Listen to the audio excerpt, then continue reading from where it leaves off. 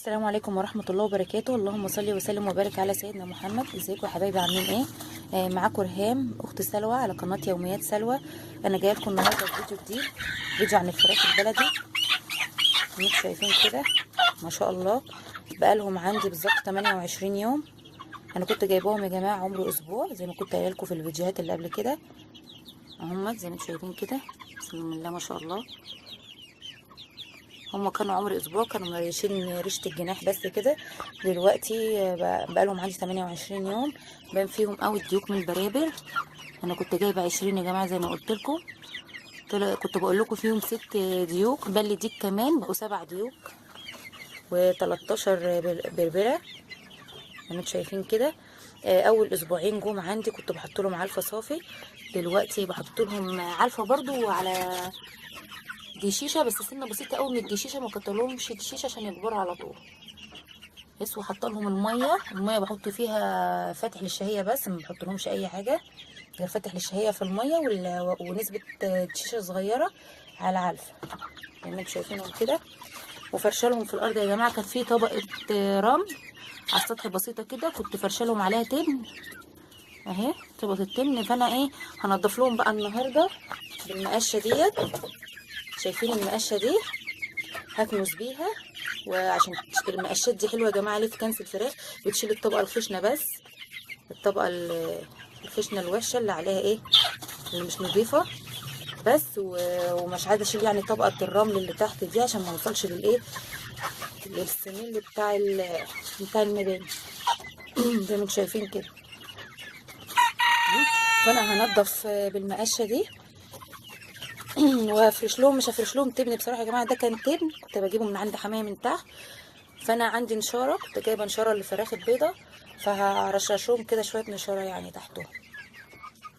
تمام زي ما انتم شايفين هما ما شاء الله بيديوك بتدن اهي ما شاء الله.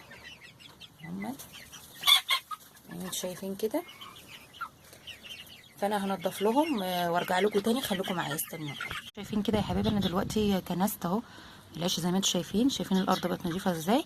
جمعت الخشنه اللي هي فيها ايه، اللي فيها الريش من الديوك بقى بتنكف مع بعضها زي ما انتم عارفين، فبيقلعوا ريش من بعض كده، بيقعدوا يلعبوا مع بعض زي ما انتم شايفين وينقروا في بعض،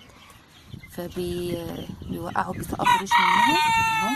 انا كنست بقى، شلت الخشنه الوحشه اللي فيها الريش وكله، روقت زي ما انتم شايفين كده الارض نضيفه كده وجميله. هبدا بقى افرش النشاره وارجع لكم تاني، خليكم معايا. وبكده يا حبايبي اكون فرشت لهم طبقه من النشاره كده زي ما انتم شايفين اهي، طبقه من النشاره اهي كل المكان اهي زي ما انتم شايفين كده. هما بقى بينكشوا، عارفين الفراخ البلدي ما بتبطلش نكش يا جماعه. فيها اهو زي ما انتم شايفين كده. بصوا انا عندي واحده اللي هي رقبتها مفيهاش ريش كده زي ما شايفينها، اسمها الرقبانه اللي هي دي كده. بيقولوا الرقبانه دي حلوه يا جماعه، بتكبر بسرعه وبتتقل اهي شايفينها دي كده. وعندي ديك اللي هو الابيض ده، شايفينه الابيض في رصاصي ده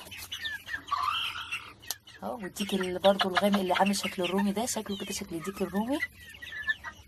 شايفين شكلهم حلو قوي ما شاء الله اهو.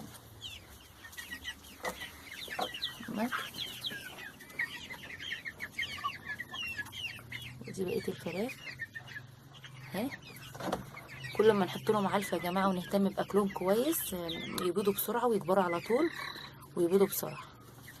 فعشان كده انا ما حطيت لهمش دلوقتي، لحد دلوقتي ما حطيت لهمش عيش خالص، ما حطيت لهمش عيش ولا برستيم ولا اي حاجه من دي يا جماعه، علفه بس على نسبه بسيطه من الدشيش زي ما قلت لكم.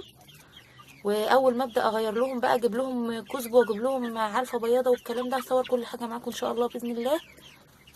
واستنوني في فيديو جديد، والسلام عليكم ورحمه الله وبركاته. ما تنسوش تعملوا لايك. سلام.